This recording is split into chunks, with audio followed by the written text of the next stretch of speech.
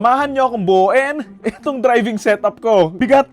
Ko kung may nakakaalala pa ba nung in-unboxing ko nga tong mga to kasi nga nagkaroon ako ng fascination dati na magkaroon ng sarili kong driving setup sa bahay eh. Actually, bumili nga ako ng upuan talaga months ago pero hindi ko siya nabubuo. So now, wala akong magawa.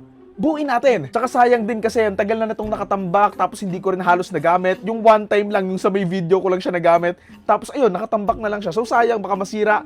So, buuin na natin. Now, ini-install ko nga yung Gran Turismo kasi nga binura ko. Ito nga yung box ng upuan. So, ginawa ko na lang siyang patungan. Yun yung itsura niyan kapag nabuo na. Tapos, ito yung tatak niya.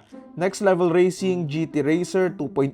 Bago nyo ako i-judge, wala kasi talaga akong alam sa mga ganyan. So, nung binili ko yan, yung trip-trip lang. So, binili ko lang yung mga sinadjust nga online, sa mga YT, mga tutorials.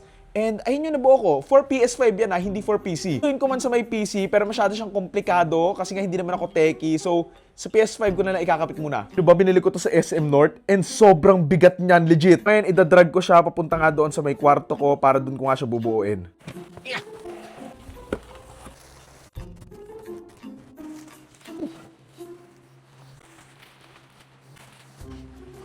Natanggal ko na lahat ng laman and honestly, I'm kinda overwhelmed. Parang ang dami.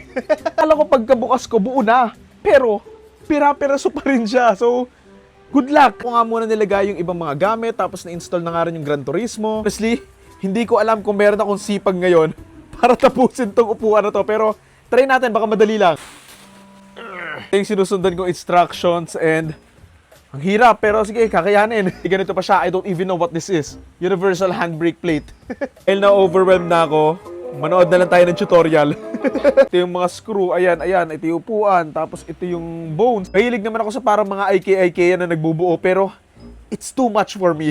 Dito ako nahihirapan sa mga screw kasi may kanya-kanya siyang lagayan, tapos may ganito siya, tapos hindi ko ma-figure out, ganyan ba, ilulusot, tapos hanapin mo yung kabutas. I don't know! So far, may progress na tayo, ayan. Marami pa. Lagyan na nga natin ng ganito. Ang galing ng katulong ko. Thank you ha. Hirap, pero kahit pa paano, na-figure out ko na. Pero sige, tuloy ko lang.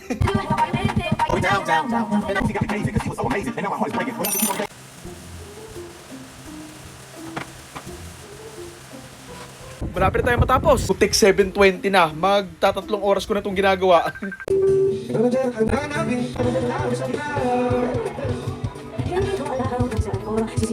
Okay, I'm done!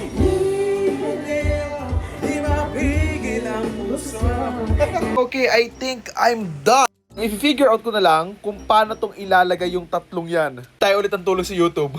Okay, I'm kinda stuck kasi hindi ko ma-figure out kung paano ilalagay ito dito. Ganito kasi yung locking mechanism niya. Ang problema, hindi ko siya maikot kasi nga, ayan may harang na ganito eh. Hindi naman ito natatanggal. Oh no! Sakit na ng ulo ko. Pagod na yung mga aso ko.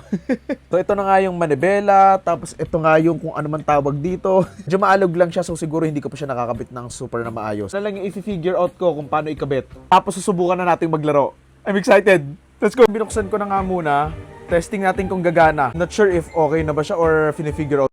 For now, nilapag ko na lang muna. I think hindi ko naman din siya yung screw. Pero check natin. Diniinan ko na nga rin tong cambio. Ito, I'm not sure kung gumagana ba siya. What does it mean?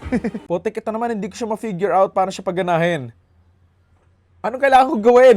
Hindi kasi ako magaling sa mga ganito eh. So, figure out natin kung paano. Guys, parang sira na ata yung steering wheel ko. Gaganyan lang siya ng paulit-ulit to. And ayoko namang pwersahin kasi nga, baka masira. So ito nga muna siya ngayon. Hindi ko alam paano ito ayusin. Kung may ganito sa bahay, let me know kung maayos pa ba to or kung kaya ko ba siyang ayusin para matry ko if gagana. Putik na yan, ang tagal ko sinetap yung upuan tapos sa dulo di ko rin pala magagamit.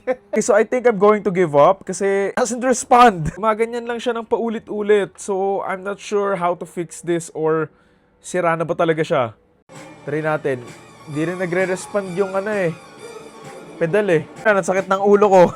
Siguro dahil ang tagal kong hindi ginamit. Pero I'm not sure if kaya ko ba siyang ayusin or meron lang ba akong kailangan i-figure out dito. I don't know eh. Damn, I don't know what to do. Kaya hindi ako sigurado kung meron lang ba akong kailangan kalikutin para nga gumana siya. Kailangan lang ba akong may restart, may bunutin or whatsoever.